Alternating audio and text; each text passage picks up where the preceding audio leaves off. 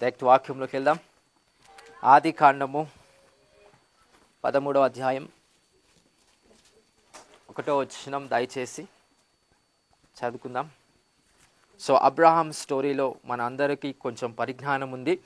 So అక్కడున్న ప్రత్యక్షత పరిశుద్ధాత్మ దేవుడు మీకు బయలుపరచాలని నేను ఆశిస్తున్నాను. సో అబ్రహాం దేవుని యొక్క దైవజనుడు, దేవుని యొక్క ప్రవక్తగా కూడా పిలువబడ్డాడు. ఆయన గొప్ప బిజినెస్ మ్యాన్, రైట్. సో అనేక ఆస్తిపాస్తులు కలిగిన వాడై ధనవంతుడిగా ఆయన లోకంలో ముందుకు వెళ్ళే వ్యక్తి. సో ఇక్కడ బాగా వినండి. సో 4వ వచనం చూస్తే, తాను మొదట బలిపీఠమును కట్టిన చోట చేరెను. చదవండి అది.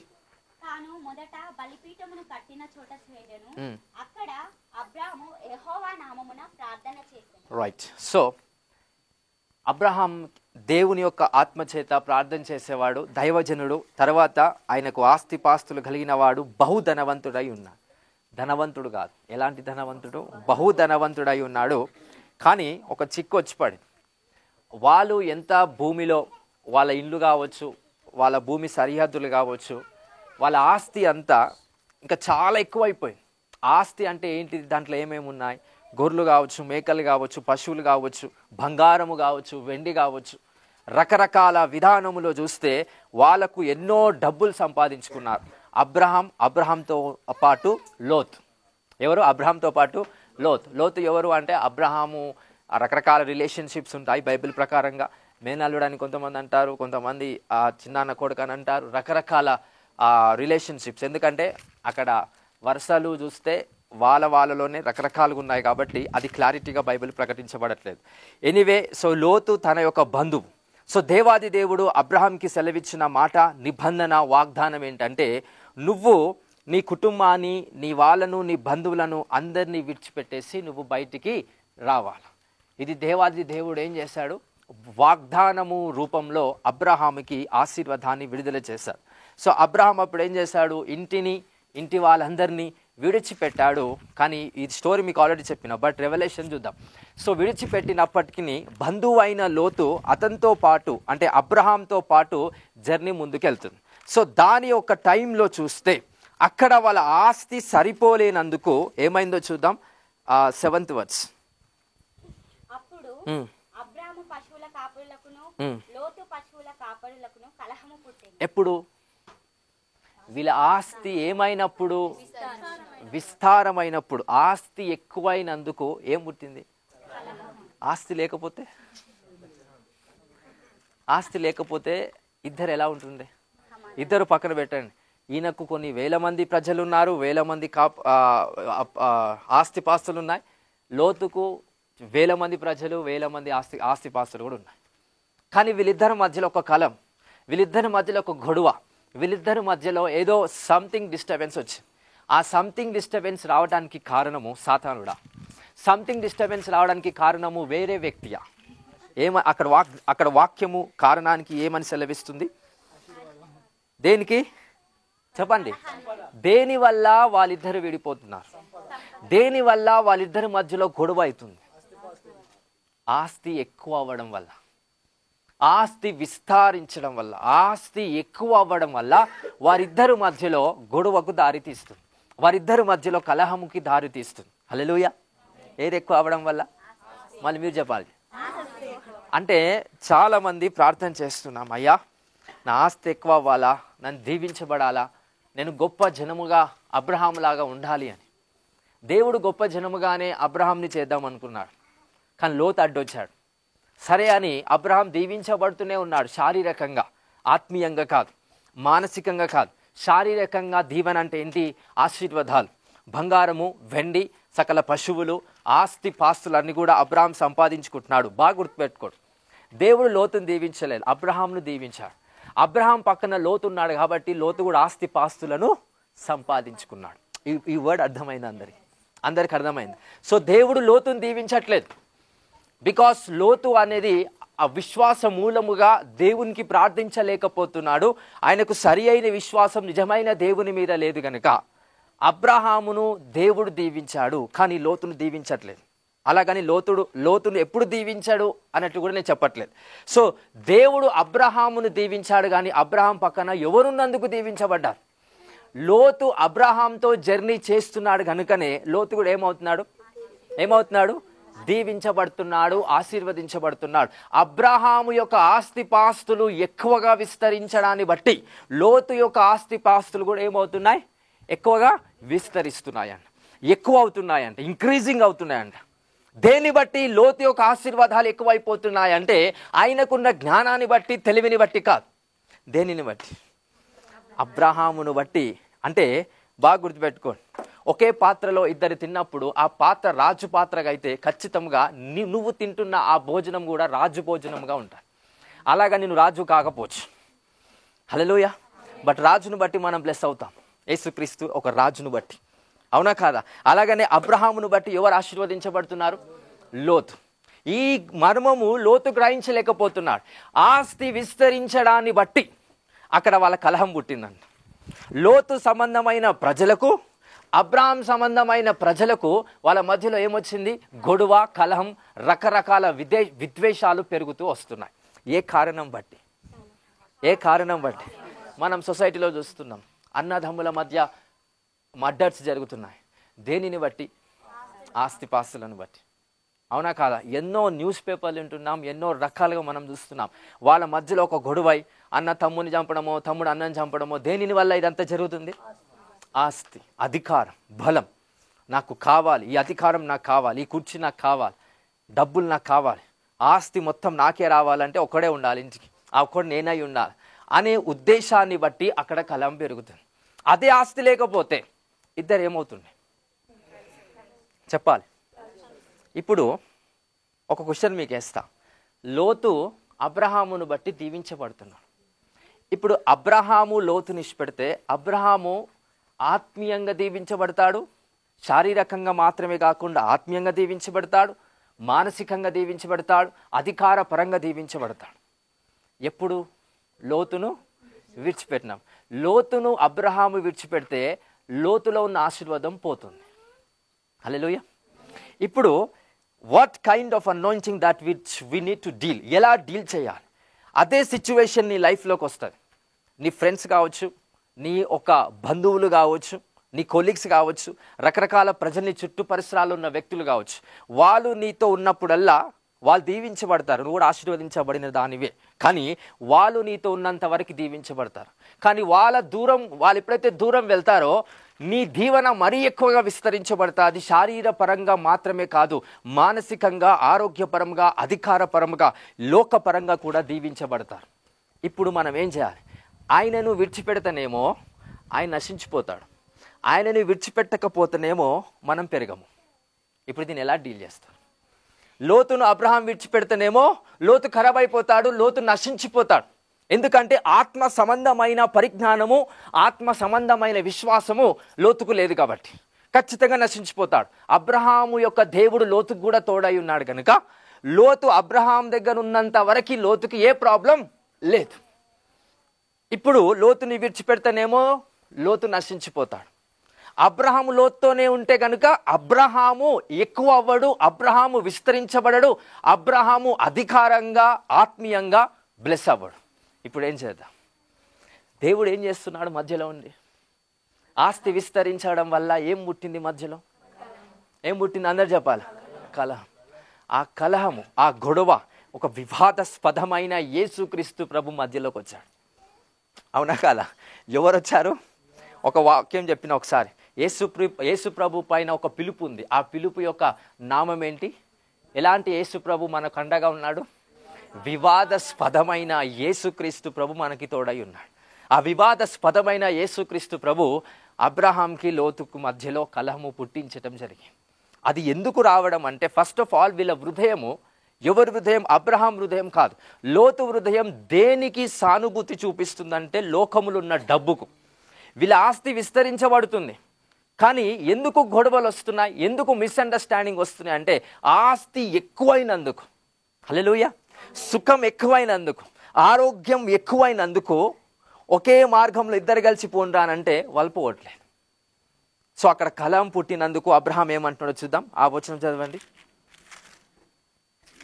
కాబట్టి అబ్రహాము, మనము బంధువులము గనుక నాకు నీకును నా నా పశువుల కాపరులకును నీ పశువుల కాపరులకును కలహం ఉండకూడదు. రైట్. కాబట్టి అబ్రాహాం మనం బంధువులము గనుక, ఎవరము గనుక అంటే అబ్రాహాం ఆలోచన చూడండి, బంధువుల మీద సానుభూతి ఉంది బాగా. ఈ వచ్చిన బట్టి అర్థం చేసుకోవచ్చు. హల్లెలూయా. ఎందుకు సానుభూతి, ఎందుకు ఆ అమాయకత్వం ఉంది అబ్రాహాంకి బంధువుల మీద అంటే చూడండి, అబ్రాహాం మనము బంధువులము గనుక నీకు నాకు మధ్యలో ఎలాంటి గొడవలు ఉండొద్దు, మనం బంధువులము కనుక నీకు నాకును మధ్యలో ఎలాంటి కలము పుట్టొద్దు అని ఏం చేస్తున్నాడు, నా పశువుల కాపరులకు నీ పశువుల కాపరులకు కలము ఉండకూడదు, ఈ దేశమంతయు నీ ఎదుటనున్నది కదా, దయచేసి నన్ను విడిచి వేరుగా నుండుము, నీవు ఎడమ తట్టునకు వెళ్ళిన ఎడల నేను కుడి తట్టుకును, నీవు కుడి తట్టునకు వెళ్ళిన ఎడల నేను ఎడమ తట్టునకు వెళ్ళుదునని లోతుతో చెప్పగా. సో లోతుకు ఒక చాయిస్ ఇస్తున్నాడు, మన ఇద్దరం కలిసి ఉంటే ఏమవుతుంది, కలహం. దేవుని ప్రణాళిక ఏంటి, అబ్రహాం ఎక్కువగా అంటే శారీరకంగా కాదు, మానసికంగా ఆత్మీయంగా దేవుడు ఒక వాగ్దానం చేశాడు. అబ్రహాము పిల్లలు లేరని ఏడుస్తూ ప్రార్థన చేస్తున్నప్పుడు దేవుడు అబ్రహామును బయటికి పిలిచి, అబ్రహాం ఆకాశం వైపు చూడు, ఎన్ని నక్షత్రాలు ఉన్నాయో అవన్నీ లెక్కించుము అన్నప్పుడు, నేను లెక్కించలేనంత నక్షత్రాలు ఉన్నాయి అన్నప్పుడు నీ పిల్లలు కూడా అలాగనే ఉంటారని వాగ్దానం చేశాడు అబ్రహాం. హల్లెలూయా. సో ఆ వాగ్దానాన్ని బట్టి ఆలోచిస్తే ఆత్మీయ సంబంధమైన పిల్లలు, ఇప్పుడు మనం యేసుక్రీస్తు నామములో బాప్తిజం పొందుకున్నాం గనుక ఎవరు వారసులముగా జీవించబడతాం, అబ్రహాం. దేవుడు మోషేను వచ్చి, పోయిన వారంలో చెప్పాం, దేవుడు మోషే దగ్గరకు వచ్చి, మోషే నేను నిన్ను దీవిస్తానంటే నీ దీవెన నాకు అక్కర్లేదు, ఆల్రెడీ అబ్రహాం ఆశీర్వాదం నాకు ఉంది అన్నాడని. అంటే అబ్రహాము నుంచి వచ్చే ఆశీర్వాదాన్ని కరెక్ట్గా గుర్తిస్తే you are not tempted because of God's blessings. దేవుడు వచ్చి స్వయంగా మోషేని అంటున్నాడు నిన్ను దీవిస్తానని. కానీ మోషే ఏమంటున్నాడండి, నువ్వు దీవిస్తే ఇప్పుడు నేను దీవించబడాల్సిన అవసరం లేదు, బికాస్ నేను ఆశీర్వదించబడ్డాను. ఎవరి ద్వారా, అబ్రహాములో నుంచి వచ్చిన బ్లెస్సింగ్. ఎందుకు, ఆయన వారసుని నేను, ఆయన నుంచి పుట్టిన కుమారుని నేను మాత్రమే కాదు, మోషే ఏమంటున్నా, నేను మాత్రమే కాదు, యేసు క్రీస్తు ప్రభునందు విశ్వాసం ఉంచిన ప్రతి ఒక్కరు ఎవరి వారసులుగా జీవిస్తారంట, అబ్రహాం వారసులుగా జీవిస్తారంట. You are all people and sons of the Abraham in the name of Jesus. Hallelujah, hallelujah. So ఈ బ్లెస్సింగ్స్లో, అబ్రహాం యొక్క ఆశీర్వాదంలో మనం ఉన్నాం. ఇది పక్కన పెడితే అక్కడున్న లోతు యొక్క ఆలోచన చూద్దాం. నెక్స్ట్ వచనం.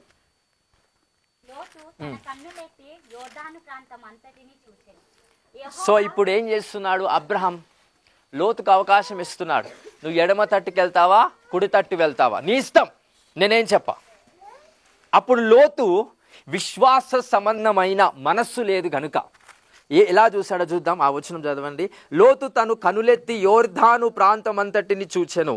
యెహోవా సొదొమ గొమొరా అను పట్టణములను నాశనము చేయక మునుపు సోయార్కు వచ్చు వరకు అదంతయు యెహోవా తోట వలన ఐగుప్తు దేశం వలనే నీళ్లు పారు దేశమై ఉండును. ఏం చూశాడు ఈ లోతు? నీళ్లు పారుతున్నాయి, తోటలు కనిపిస్తున్నాయి, మంచి భూమి ఉంది. ఆయన సైట్ ఎక్కడికి వెళ్తుంది? మంచి శరీర సంబంధమైన ప్రదేశం వైపు వెళ్తుంది. అక్కడ డబ్బు ఉంది, బంగారం ఉంది, రకరకాల ఆస్తిపాస్తులు ఇంకెక్కువ సంపాదించుకోవచ్చు. భూమిలో విత్తనాలు వేస్తే పంట పండే భూమి ఉంది.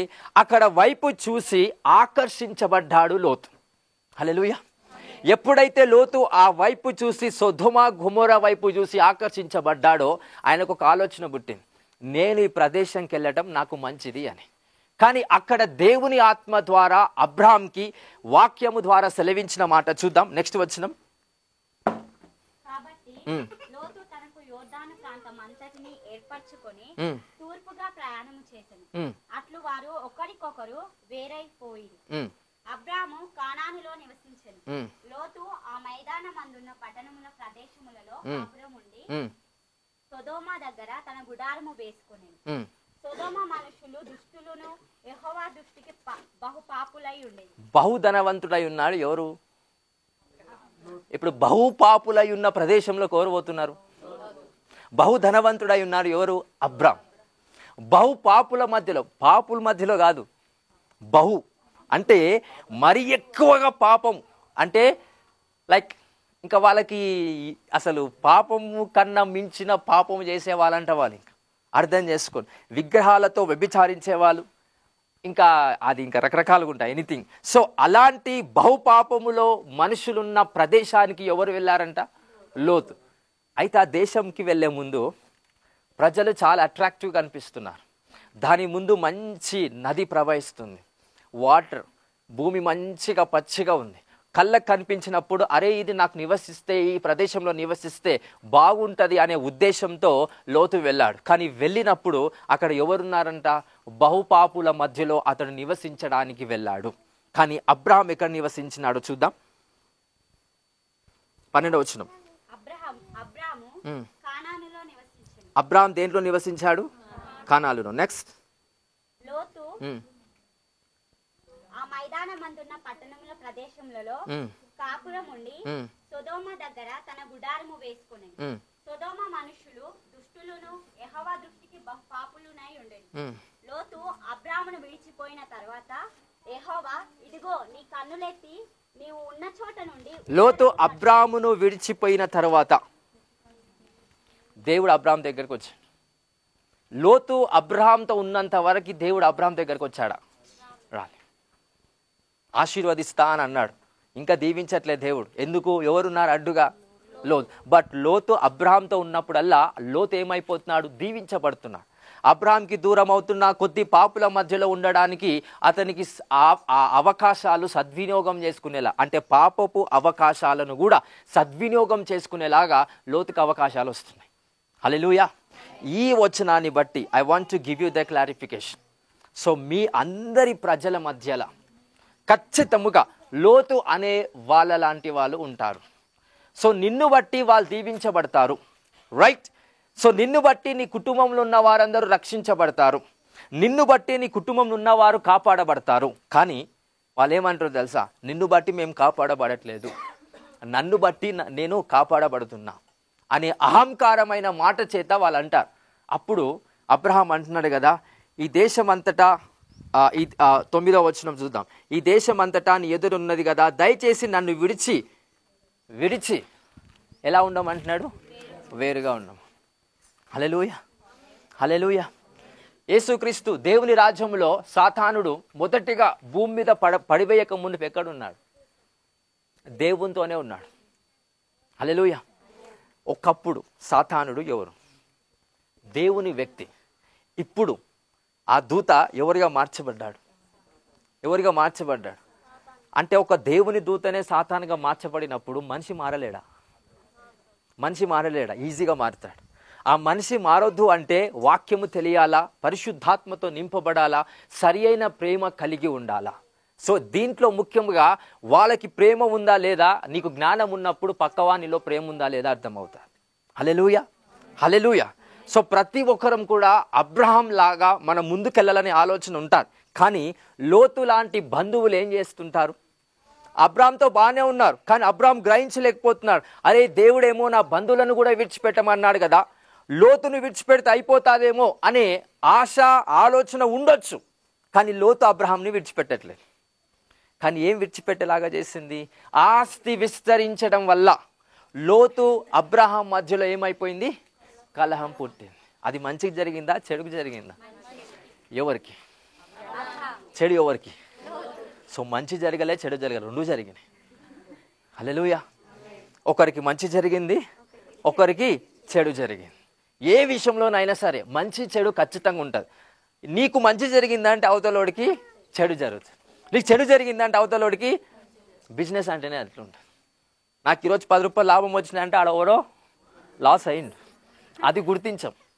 మనకి ఈరోజు 10 రూపాయలు లాస్ అయినంటే దేవా ఎందుకు లాస్ అయినా, ఒకడు ఆల్రెడీ ప్రాఫిట్ అయినా, వాడిని బట్టి దేవుని శుతించగలుగుతామా? నేను 10 రూపీస్ లాస్ అయినంటే అరే 10 రూపాయలు ఇంకొకటి లాభం వచ్చింది కదా, థ్యాంక్ యూ జీసస్ అనగలుగుతామా? అనలే. మరి 10 రూపాయలు లాభం వచ్చినప్పుడు వేరేడు కూడా ఒక లాస్ అయిందిగా 10 రూపాయలు, మరి అదే లాస్ అయినందుకు ప్రభా వాడిని క్షమించి ఇంకా వాడిని అభివృద్ధి చేయని ప్రార్థన చేస్తామా? అంటే we don't know the certain principles of the law of Jesus Christ. దేవుని రాజ్యం యొక్క సర్టన్ ప్రిన్సిపల్స్. అంటే అబ్రహాంకి మంచి జరిగింది అనేదే చూస్తున్నాం, కానీ లోతుకి ఏం జరిగింది? చెడు జరిగింది. హల్లెలూయా, హల్లెలూయా. అందరికీ వాక్యం అర్థమవుతుందా? దీనిని బట్టి ఇంకొక డైమెన్షన్లో చెప్తాను. ఆదికాండం 42వ అధ్యాయం 1వ వచనం. ఫాస్ట్గా వెళ్ళా. 42 1వ వచనం.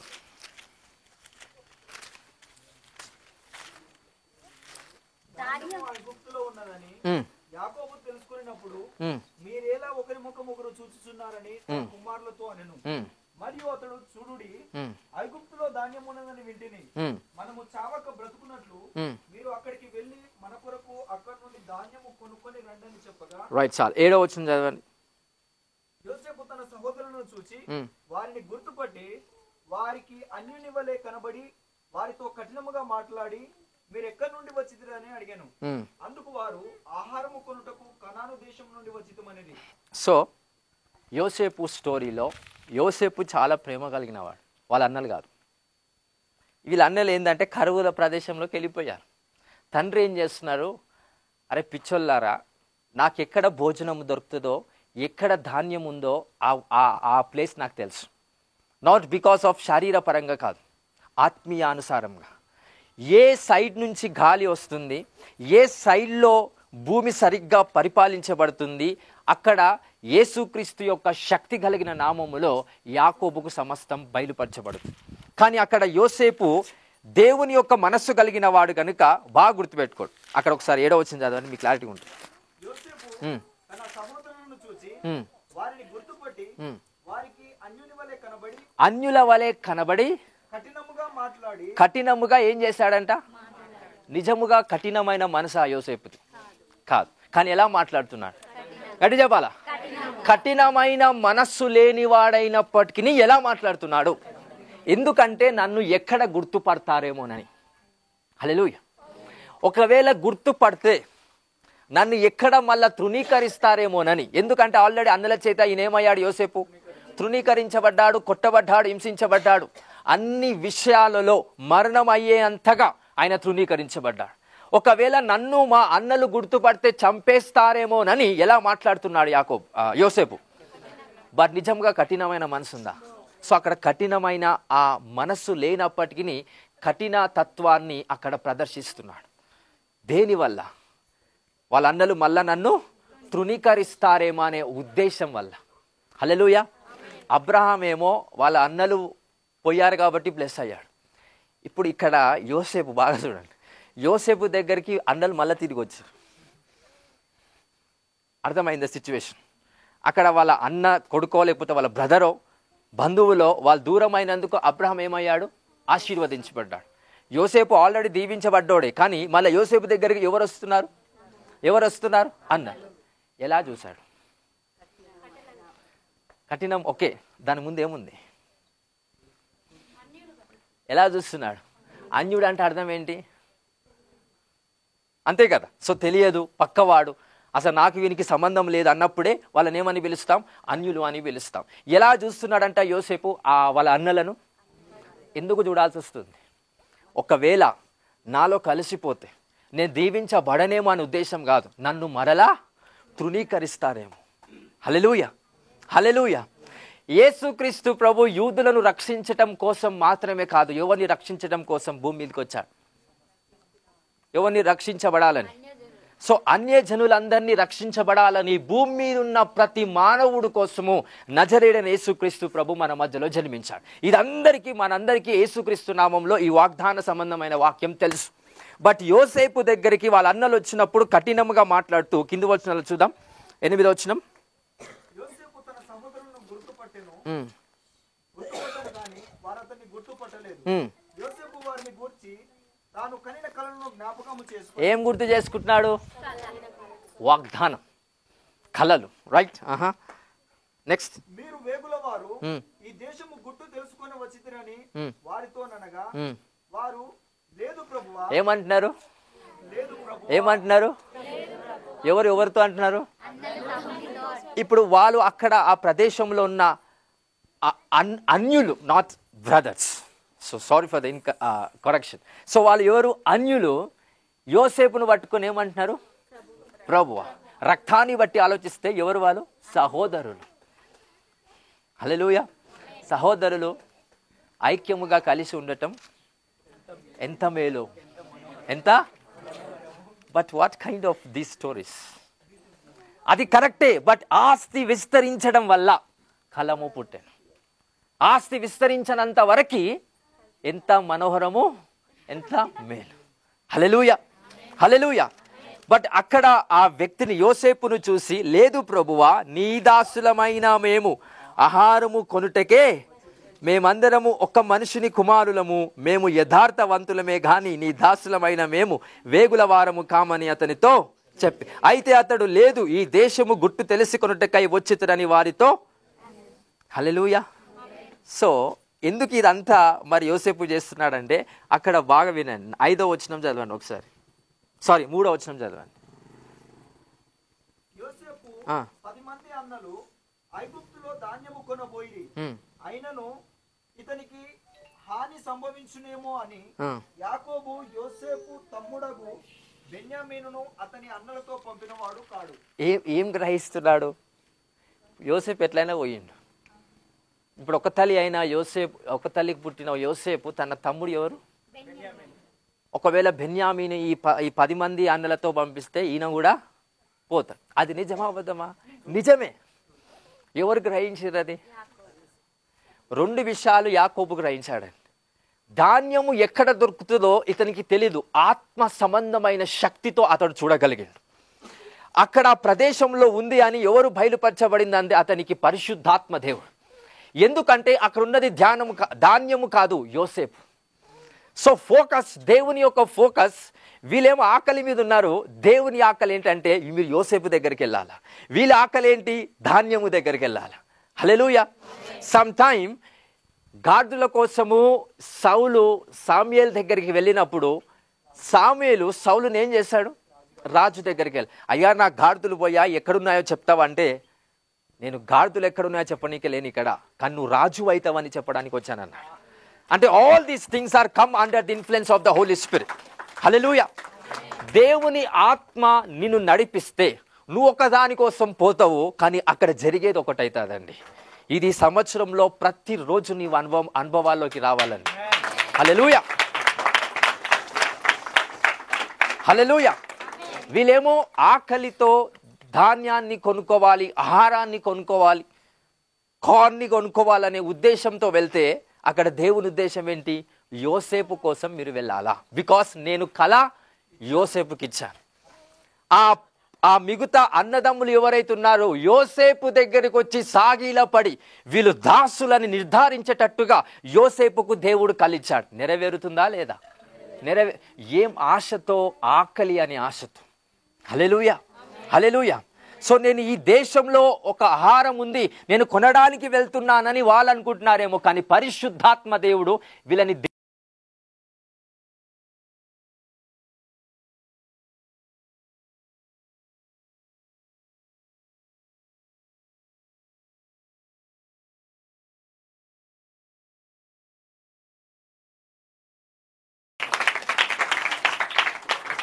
హల్లెలూయా.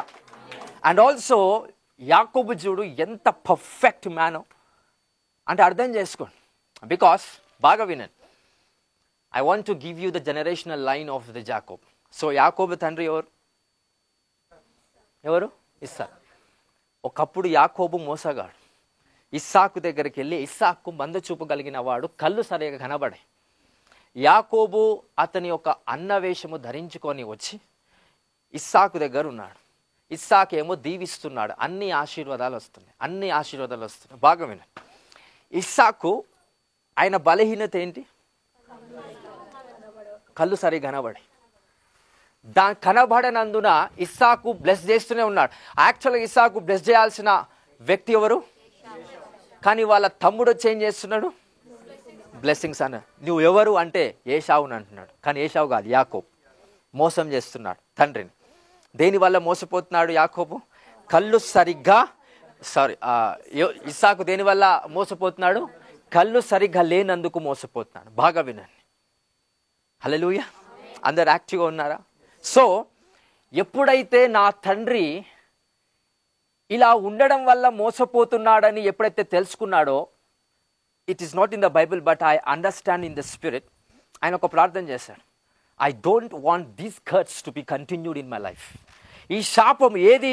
కంటి చూపు సరిగా లేనందుకు మోసపోయి బ్లెస్సింగ్స్ని కన్వర్ట్ చేసిన ఇస్సాకు, అదే ఒక ప్రభావము నా జీవితంలో జరగొద్దంటే నా కంటి చూపు ఎలా సరిగా ఉండాలి? కొన్ని కిలోమీటర్స్ వరకు, కొన్ని దేశాలు దాటి చూడగలిగే శక్తి నా కన్నులకు ఉండాలా? నా తండ్రిలాగా నేను అవ్వద్దు, నేను మోసపోవద్దంటే I want to be study in the name of Jesus. దేవుని శక్తి ద్వారా నా తండ్రిలాగా నేను అవ్వద్దు. నా తండ్రిలాగా అవుతే నేను నా కుమారుని చేతిలో కూడా నేను మోసపోవచ్చేమో.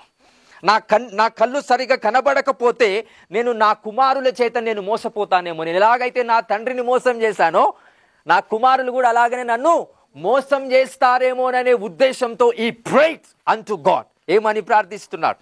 అయ్యా, నా కనులు మందగించొద్దు. నేను ఎక్కడి దాకా చూడాలా? I want to see the whole world. ఇప్పుడు ఏం చూస్తున్నాడు యాకోబు? 42:1 ఆకలి అవుతుంది కుమారులందరికీ, ధాన్యం ఎక్కడ దొరుకుతుందో వీళ్ళకి అర్థం కాక నెత్తిగోకుంటున్నారు. కానీ యాకోబుకు ఆశీర్వాదం ఉంది. ఏ ఆశీర్వాదము? ధాన్యం ఎక్కడుందో, నీళ్ళు ఎక్కడున్నాయో, ఎక్కడికి వెళ్తే ఏమవుతుందో, ఏ ప్రదేశానికి వెళ్ళినప్పుడు బెన్యామీన్ అనే వ్యక్తి బంధించబడతాడో కూడా తెలుసుకొని బెన్యామీన్ను పంపించట్లేదు. కానీ మిగతా అన్నలందరినీ ఏం చేస్తున్నాడు? పంపిస్తున్నాడు. ఎక్కడికి? ధాన్యము ఉన్న చోటికి. ఎలా తెలిసి ఈ వ్యక్తికి ధాన్యం ఉందని? చూపు సరళము చేయబడింది, ఆయన ప్రార్థించాడు కాబట్టి. Hallelujah. What kind of revolution that I want to teach? ఒక మోసము జరుగుతున్నప్పుడు, అది గ్రహించినప్పుడు ఆ మోసం నీకు జరగకుండా చూసుకునడమే జ్ఞానం అండి. ఆ జ్ఞానములో నువ్వు ఉన్నప్పుడు ఇలాంటి అద్భుతాలను సృష్టిస్తావంట. ప్రతిదీ గ్రహించగలిగే శక్తి నీకు వస్తుంది. ఎప్పుడైతే మోసం అనేది మనకి అర్థమవుతుందో అప్పుడు నువ్వు ప్రార్థన చేయాలి. ఏమని ప్రార్థన చేయాలా?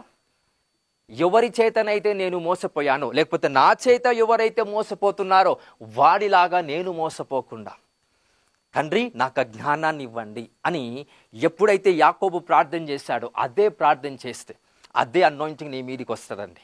ఏ ప్రదేశానికి వెళ్ళినా జరిగేది దైవ చిత్తం మాత్రమే. ఏ కార్యానికి వెళ్ళినా జరిగేది ఎవరి చిత్తము? దేవుని చిత్తం. అలాగా జరగాలి అంటే చూపు సరిగ్గా ఉండాలా, అట్రాక్షన్ అవ్వద్దు. లోతు ఏమైనాడు? తన చూపేంటి? మంచి నీరు పారే ప్రదేశం వైపు అతని చూపు మళ్ళింది. సరి అయిన ఆకర్షించబడుతున్న మనుషులు అక్కడ ఉన్నారు, మంచి మంచి పొలములు ఉన్నాయి, మంచి మంచి పంట భూములు ఉన్నాయి అనే దాని మీద ఆకర్షించబడ్డాడు. మోసపోయాడా లేదా? ఆకర్షణ ఎప్పుడైతే నీ కళ్ళకు కనిపిస్తుందో యు ఆర్ ఆల్రెడీ డిసీవ్డ్. అందుకే అక్కడ ఆయన శక్తి కోసం ప్రార్థించాడు యాకోబు. Lord, I want the power to my eyes to locate everything in the right way. ఒకవేళ అన్నలతో పాటు బెన్యామీన్ను పంపిస్తే అతడు ఖచ్చితంగా బంధించబడతాడు. ఆ ప్రభు ఎవరైతే, ఆ రాజు ఎవరైతే ఉన్నారో ఆ రాజు వ్యక్తిని బంధిస్తాడనే ఉద్దేశంతో, నాకు ఈ కొడుకు కూడా దొరకడేమో అనే ఉద్దేశంతో పంపించట్లేదంట. By the power of understanding. ఈరోజు ఈ సంవత్సరంలో మీరు ఎక్కడికి వెళ్ళిన దైవచిత్తం మిమ్మల్ని వెంటాడును గాక. హల్లెలూయా, హల్లెలూయా. ఎంతమందికి వాక్యం అర్థమైంది? సో లోతు దగ్గరికి అబ్రహాం ఉన్నాడు, అబ్రహాం దగ్గర లోతు ఉన్నాడు. లోతు అబ్రహామును విడిచిపోయిన తర్వాత అబ్రహాం దీవించబడ్డాడు. ఇప్పుడు మారింది డైమెన్షన్. ఈయన యోసేపు దగ్గరికి ఎవరు వస్తున్నారు? అన్నలు వస్తున్నారు. ఒకవేళ అన్నలుగా వస్తే యోసేపు మళ్ళా కుర్చీ దిగాల్సిందే. అన్నలు తృణీకరిస్తారు అనే విశ్వాసము ఉంది కనుకనే ఆయన కుర్చీ మిగిలింది. ఇప్పుడు నాట్ అండర్స్టాండ్. నేను మళ్ళీ చెప్తున్నా, నా అన్నలు తృణీకరిస్తారనే గట్టి నమ్మకం ఎవరికి ఉంది? అందుకే ఆయన నామం అలానే బలంగా ఉంది, ఆయన కుర్చీ అలాగనే ఉంది. లేదురా నా అన్న మంచివాడు, నన్ను తృణీకరించడని ఒకవేళ ఆయన గుర్తు ఆయన చెప్పుకున్నట్లయితే నేను మీ అన్నారా భయ్య అని ఆయన గల్లబడేది. యోసేపు ఎంత ప్రధానమంత్రి స్థాయిలో ఉన్నా మీ అన్నలు రాని అందరికీ చెప్పి వేరేలాగా చేస్తుండే. కానీ యోసేపుకు ఏ విశ్వాసం ఉంది చెప్పాలా? తృణీకరిస్తారని. ఒక్కసారి తృణీకరించారు కాబట్టి లైఫ్ మొత్తం నన్ను తృణీకరిస్తున్నారే అనే విశ్వాసము అతడు గట్టిగా పట్టుకోండి. ఈరోజు different kind of faith I'm introducing to every one. ఇది ఒక న్యూ వర్షన్ ఆఫ్ ఫెయిత్. హల్లెలూయా. ఈ విశ్వాసము నువ్వు జీవితంలో మోసపోకుండా నీ నిలబెట్టిస్తాదంటండి. నువ్వు లైఫ్లో మోసపోకుండా నిలబెట్టించాల్సిన విశ్వాసము యాకోబు యోసేపుకున్న విశ్వాసం అండి. హల్లెలూయా, హల్లెలూయా. మరి ఈరోజు రెండు రెవల్యూషన్స్ చెప్పాను. ఆ అబ్రాము లోతుతో ఉన్నాడు కాబట్టి అబ్రాము బ్లెస్ అవ్వట్లే, లోతు బ్లెస్.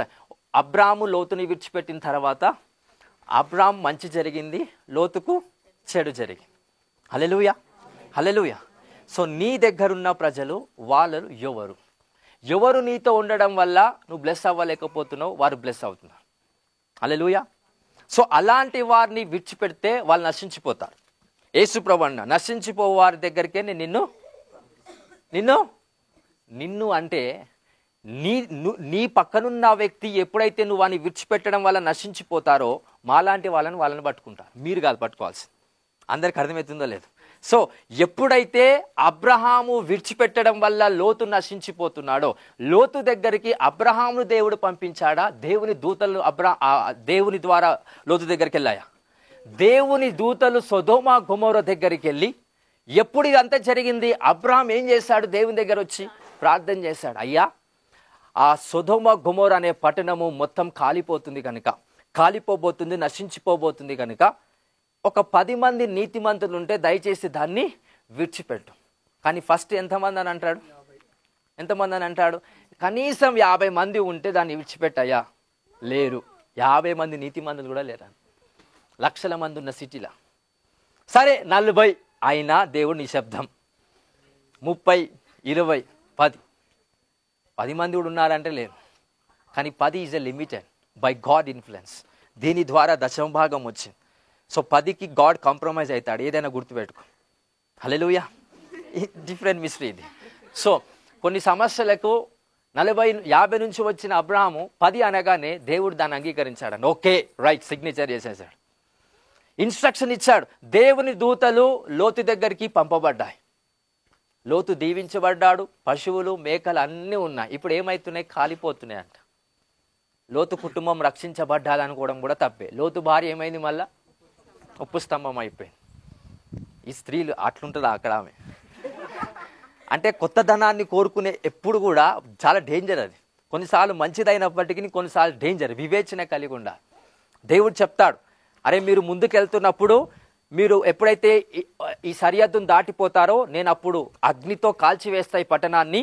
అగ్నితో కాల్చివేస్తున్నప్పుడు నా ఉగ్రత, నా కోపం అనేది అక్కడ మండిపోతుంది. మీరు దయచేసి వెనుకకు చూడకండి అని అంటారు. లోతు, వాళ్ళ పిల్లలు, వాళ్ళ భార్య బాగానే పోతారు. గుబులు అంటుంటాయి. పెద్ద పెద్ద అగ్ని, అవన్నీ రాళ్ళు మీద పడుతూ ఉంటాయి. పెద్ద పెద్ద అగ్నితో అన్ని కాల్చబడతాయి. వీళ్ళు బాగానే ఉంటారు కుటుంబం. కానీ అక్కడ ఉన్న లోతు భార్య ఏంటి? స్లోగా అట్రాక్షన్ అయిందంట. దేనికి అట్రాక్ట్ అయిందో మహాతల్లి మనకు తెలియదు. కానీ అక్కడ ఆస్తిపాస్తులు పోతేనే అని ఎంకలు మళ్ళిందా, ఆ ఉగ్రత ఎట్లుంటుందా అని ఎంకలు మళ్ళిందా తెలియదు. కానీ మొత్తానికి ఏమైంది? ఎంకలం మళ్ళేసరికల్లా ఆమె ఏమైపోయింది? ఉప్పు స్తంభముగా మారి. చరిత్ర పరిశీలిస్తే ఇప్పుడు కూడా అక్కడ ఒక స్తంభం ఉంటుంది. ఒక ఉప్పు స్తంభం అనేది అక్కడ ఖచ్చితంగా ఉంటుంది. అది బైబిల్ నుంచి తీయబడినది. చరిత్ర ఇంకా ఉంది. అంటే అర్థం ఏంటి? ఇక్కడ దేవుడు చెప్పిన ప్రతిదీ ఖచ్చితంగా పాటించినప్పుడు దేవుడు తన దీవెన మనందరికి ఇస్తాడండి. దీంట్లో జ్ఞానం ఉంది, పరిశుద్ధాత్మ ప్రేమ ఉంది. జ్ఞానము తగ్గినా, ప్రేమ తగ్గినా ఆశీర్వాదంలో దేవుని సమాధానం ఖచ్చితంగా ఉండదు. దేవుని ఆశీర్వాదాల్లో శాంతి, సమాధానం, సంతోషం ఉండాలంటే ప్రేమ ఉండాలి, జ్ఞానం ఉండాలి. హల్లెలూయా, హల్లెలూయా. సో లోతుకు అబ్రహాంకి ఎందుకు కలం వచ్చింది? భార్య భర్తకి ఎందుకు వస్తుంది కలం? చెప్పండి. ఏం విస్తరించినందుకు భార్య భర్తల మధ్య కలహం వస్తుంది? కొన్నిసార్లు డబ్బులు ఎక్కువైనందుకు భార్య భర్తల మధ్య కలహం వస్తుంది. ఈ డబ్బులు లేదనుకో, నువ్వు ఒక పనికో నేను ఒక పనికోతా, చెరో పని చేసుకుందాం, బతుకుదాం అనే ఆలోచన ఉంటుంది. అదే జాబ్ వచ్చి ఈయనకొక జాబ్, ఈమెకొక జాబ్ వచ్చింది అనుకో, ఈమె ఎక్కువ సంపాదించినా తక్కువ సంపాదించినా, ఒకరు తక్కువ సంపాదన ఉన్నా ఒకరు ఎక్కువ సంపాదన ఉన్నా నేను అధికారం చూపిస్తానే ఉద్దేశంతో కలహాలు పెరిగిపోతాయి. దేనికి కారణం వల్ల కలహాలు ఎక్కువైపోతాయి? ఆస్తి విస్తరించడం వల్ల, సుఖము విస్తరించడం వల్ల, హల్లెలూయా, ఆరోగ్యం విస్తరించడం వల్ల. దెబ్బ తాకినప్పుడు మూసుకుని ఉంటాడు. అదే ఆరోగ్యంగా ఉన్నప్పుడు అరే నా అంత బలంగా ఎవడు ఉన్నాడు అని అంటారు. ఏమన్నా అయింది అనుకోండి, ఏం చేస్తా? అంత దేవుని చిత్తం అంట, దేవుని మీద నూకుతారు. అంటే ఏదైనా ఎక్కువ అవ్వడం వల్ల అది గొడవకే దారి తీస్తుంది. ఖచ్చితంగా ఏదో ఒక రకంగా సాతానికి ఒక మార్గాన్ని తెరిచేలాగా చేస్తారు. హల్లెలూయా, హల్లెలూయా. పట్టజాలన్నంత ఆశీర్వాదాలు దేవుడు ఇవ్వాలని రెడీగా ఉన్నాడా లేదా? ఆ ఆశీర్వాదం పేరే ఏం పేరు? పట్ట జాలన. మరి ఎలా పడతారు? పేతురు యొక్క వలనేమో మొత్తం పికిలిపోయింది. దేనివల్ల? పట్టజాలనంత చేపలు ఏమయ్యాయి? ఆ వలలో పడ్డాయి. ఇంకెక్కువ పడుతున్నాయి, కానీ ఆ వల పికిలిపోయింది. హల్లెలూయా. కొన్నిసార్లు ఎక్కువ ఆశీర్వదించబడతారు చూసారా, ఒకరోజు ఖచ్చితంగా వాళ్ళు కింద పడిపోతారు. ఎందుకు?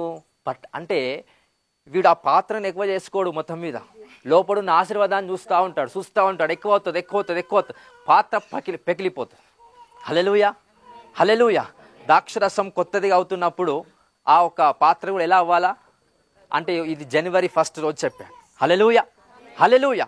సో ఈ యొక్క సంవత్సరంలో, ఈ మాసములో దేవుడు కల్పించిన అనాయింటింగ్ ఏంటంటే, అబ్రహాము ఎక్కడికి వెళ్ళినా, యోసేపు ఎక్కడికి వెళ్ళినా దైవ చిత్తం జరగడం వాళ్ళు కనులారా చూస్తున్నారండి. By the power of the prophetic.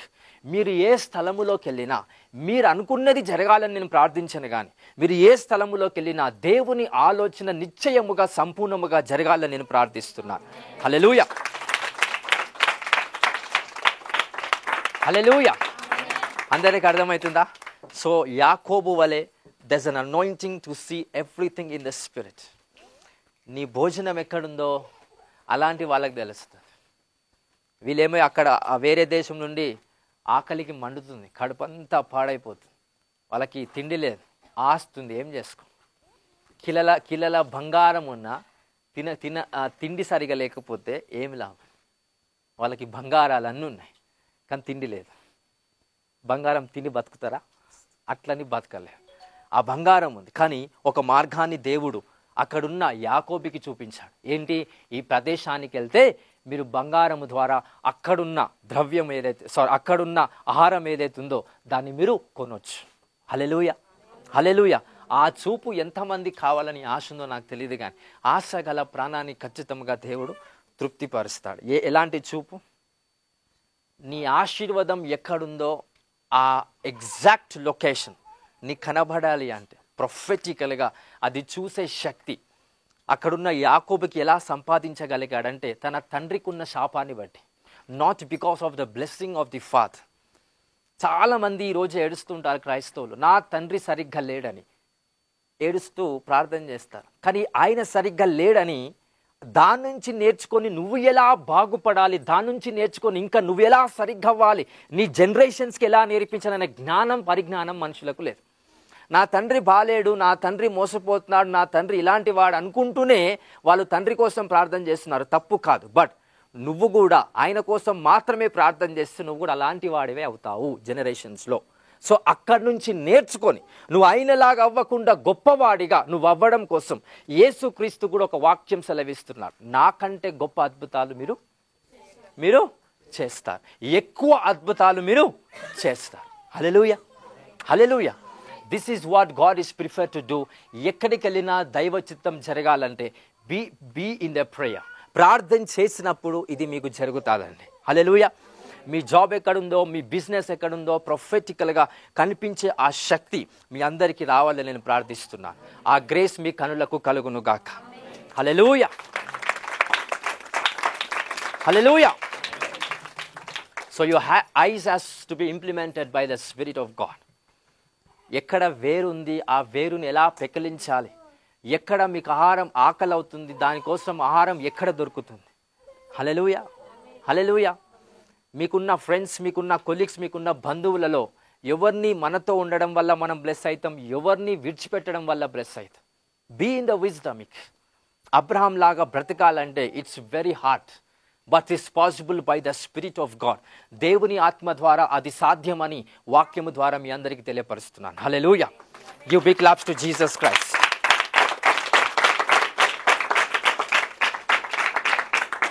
Hallelujah, hallelujah. ఎందుకు లోతుగా విశ్వాసం లేదంటే, అబ్రహాం ఏం చేసేవాడు, ఆయన వృత్తి ఏంటి చెప్పండి ఎవరైనా. ఫస్ట్లో ఏం చేసేవాడు, విగ్రహాలను బొమ్మలను తయారు చేసేవాడు. కొన్ని పూజించేటివి, కొన్ని పూజించనివి, రకరకాలవి తయారు చేసేటప్పుడు. హల్లెలూయా. ఆయన బాగా వినండి, దేన్ని చూసి ఆయన బొమ్మలను తయారు చేశాడు. డిఫరెంట్ టైప్స్ ఆఫ్ పిక్చర్స్ ని బట్టి ఆయన బొమ్మలను ఇప్పుడు తయారు చేస్తారు. ఆ బొమ్మ ఈ బొమ్మ రకరకాలుగా డిజైన్ చేసి, ఎందుకంటే ఒకరు చూస్తున్నాం కాబట్టి తయారు చేస్తున్నాడు, మైండ్లో ఉంది. కానీ అబ్రామ్కి మైండ్లో ఏముందని తయారు చేస్తున్నాడు. అంతకుముందుకు టెక్నాలజీ లేదు, పిక్చర్స్ లేవు, but still is doing something professional. Hallelujah. అతని మైండ్లో దేవుడు ఏదో రిలీజ్ చేశాడు. ఆ మైండ్లో రిలీజ్ చేసింది నువ్వు గనుక గ్రహిస్తే, you will be the so powerful person in the world. ఈ ప్రపంచంలో నిన్ను గొప్ప ఖ్యాతి కలిగిన వ్యక్తినిగా దేవుడు మిమ్మల్ని నియమిస్తాడు. అలాగనే మిమ్మల్ని అధికారులుగా కూడా నియమిస్తాడండి. ఈ వాగ్దానం త్వరలో మీ అందరి జీవితంలో జరగవచ్చును కాదు. హల్లెలూయా, హల్లెలూయా. ఎంతమందికి వాక్యం అర్థమైందా? అందరికి అర్థమైందా? సో యోసేపు దగ్గరికి అన్నలు వచ్చిర్రు, అబ్రహాం దగ్గర ఉన్న అన్న వెళ్ళిపోయింది. మరి యోసేపు దగ్గర వాళ్ళ అన్నలు వచ్చిన వల్ల యోసేపు బ్లెస్సింగ్స్ పోతున్నాయా అంటే పోవట్లే. ఎందుకు పోవట్లేదు? ఆయన నమ్మకం, విశ్వాసం ఎక్కడుంది? ఆయన కళ, డ్రీమ్. ఆ కళలో ఏం చేస్తున్నారు అన్నలందరూ? సాగిలా పడి నమస్కరించాలి, వెయిట్ చేస్తున్నాడు. అరే వీళ్ళు బాగానే వచ్చిరే, ఒకప్పుడు నన్ను బట్టలు ఇప్పి మొత్తం కొట్టి నన్ను అమ్మేసిరు కదా, బాగానే వచ్చిరే, కళ గుర్తు చేసుకో. ఆ కళ లేని రైట్, వీళ్ళందరూ సాగిలా వెయిట్ చేస్తున్నాడు, ఎప్పుడు సాగిలా పడతారా అని. సాగిలా పడ్డారు. అలాగని ప్రేమ చూపిస్తున్నాడా? ప్రేమ చూపిస్తే మళ్ళీ అన్నలు ఏం చేస్తారు? తృణీకరిస్తారు. ఆ ప్రేమను యాక్సెప్ట్ చేసే ఎబిలిటీ వాళ్ళకు లేదండి. హల్లెలూయా, హల్లెలూయా. ఈ వాక్యము ద్వారా జ్ఞానాన్ని సంపాదించుకొని సరి అయిన మార్గంలో వెళ్ళున్నట్లుగా మీరందరినీ దేవుడి యొక్క కృప చొప్పున భద్రపరుస్తున్నానండి. హల్లెలూయా, హల్లెలూయా. ఎక్కడ ఏ మోసంలో మీరు చిక్కబడకుండా, బంధించబడకుండా దేవుని మార్గంలో సత్యమైన అనుభవ జ్ఞానము కలిగిన వారిగా మీరు ముందుకు వెళ్ళుదురుగాక. హల్లెలూయా. సో మనం నిజమైన దేవుని ఆరాధిస్తున్నామా లేదా? Yes, we are worshipping the true God. మనం చీకటి శక్తుల ప్రభావానికి గురి అవ్వట్లేదు, మంత్రాల దగ్గరికి వెళ్ళట్లేదు, చీకటి శక్తుల దగ్గరికి వెళ్ళట్లేదు. నిజమైన దేవుని దగ్గరికి వెళ్ళి ఆత్మలో దేవుణ్ణి ఆరాధన చేస్తున్నాం. హల్లెలూయా, హల్లెలూయా. సో మన దగ్గరికి చాలామంది వస్తూ ఉంటారు. ఇంకా భవిష్యత్తులో మొండి ఉండరు. ఎంత మొండిగా అంటే యేసు ప్రభుని నమ్మండి అంటే నమ్ముతున్నాను అంటాడు, కానీ ఇంకో దగ్గరికి వెళ్తూ ఉంటారు. ఇంకో దగ్గరికి అంటే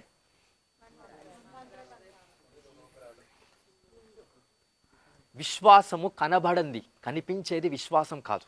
బాగా వినండి. వాడు పోయి తాయిత కట్టాడనుకో, విశ్వాసం నీకు ఉన్నట్టు, బట్ ఆ విశ్వాసం దైవ విశ్వాసం కాదు, లోక సంబంధమైన విశ్వాసం. కనబడుతుంది కాబట్టి. దేవుడు ఉన్నాడని ఎంతమంది విశ్వసిస్తున్నారు? విశ్వాసం ఉందా లేదా? మీకు లేకపోయినా సరే దయ్యాలకి నమ్ముతున్నాయి దేవుడు ఉన్నాడని. దేవుడు కనిపిస్తున్న దయ్యాలకి నో, ఉనికి తెలుస్తుంది. విశ్వాసం అనేది కనిపించేది కాదు, రుజువు పడింది, కనిపించనిది. మంత్రికులు ఏం చేస్తారు? కనిపించేది ఇస్తారా, కనబడంది ఇస్తారా? నీకోసం ప్రార్థిస్తుంటే దేవుని శక్తి నీ మీదకి వచ్చి నువ్వు మైండ్లో ఉన్న కాన్షియస్ మైండ్ నుంచి నువ్వు కింద పడిపోతావు. ఏదో కనిపించింది నీ మీద చల్లాను కాబట్టి కింద పడిపోయావా? Invisible power is the faith.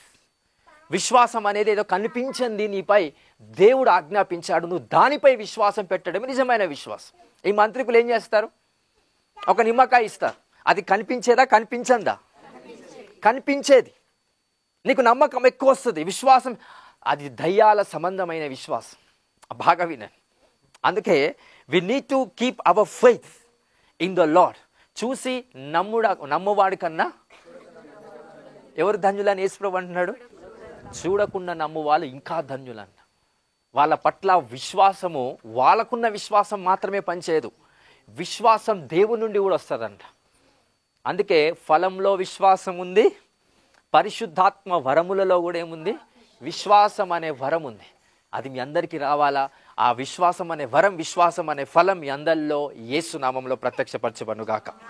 హల్లెలూయా, హల్లెలూయా. అందరికీ అర్థమవుతుందా? విశ్వాసం అనేది ఇది. అబ్రహాము బొమ్మలను తయారు చేస్తున్నప్పుడు విశ్వాసం ఉండే, ఆ విశ్వాసం పనికిరాదు. దేవుడు ఒక శబ్దంతో మాట్లాడుతున్నాడు. ఎవరు మాట్లాడుతున్నాడు రా? ఏం చేస్తున్నాడు? బయటికి ఎందుకు వచ్చినో తెలుసా? ఎవరు మాట్లాడుతున్నారని చూడడానికి. కానీ ఎవరు లేరు. అప్పుడు నిజమైన విశ్వాసం జన్మించిందంట అబ్రహాంలో. ఎవరు లేరు కాబట్టి. ఎవరు ఉన్నారనుకో మళ్ళీ అబద్ధమైన విశ్వాసంలోకి వెళ్ళేటట్టుగా అవకాశాలు వస్తాయి. హల్లెలూయా. ఇది కొంచెం మిస్టేకల్ అయినా I want everyone to be blessed, not to be deceived in any situation. ఏ ఒక్కరు ఏ వ్యక్తిత్వంలో మోసపోకుండా అందరూ సత్యవాక్య అనుభవంలోకి యేసునామంలో మిమ్మల్ని స్థిరపరచునుగాక. హల్లెలూయా. అందరికీ వాక్యం అర్థమైంది కదా. సో భవిష్యత్ కాలంలో ఎవరైనా మన దగ్గరికి కొత్త వాళ్ళు వచ్చినప్పుడు మన యేసుక్రీస్తుని నమ్ముతారు, మంత్రశక్తుల దగ్గర కూడా వెళ్తారు. దయచేసి అలాంటి పరిస్థితుల్లో వాళ్ళు ఉన్నప్పుడు మీరు వాళ్ళను విడుదల చేయడానికి మీకు అధికారం ఉందండి. హల్లెలూయా. మీకు శక్తి ఉంది, అధికారం ఉంది. ఈ అధికారాన్ని సద్వినియోగం చేసుకొని అలాంటి వాళ్ళను రక్షించండి. మీకు ఆ బాధ్యత ఉంది. హల్లెలూయా. హల్లెలూయా. ఈ వాక్యం దేవుడు దీవించి మనందరిలో స్థిరపరచునుగాక. చప్పలు కూడా ఏమైపరచుతాం.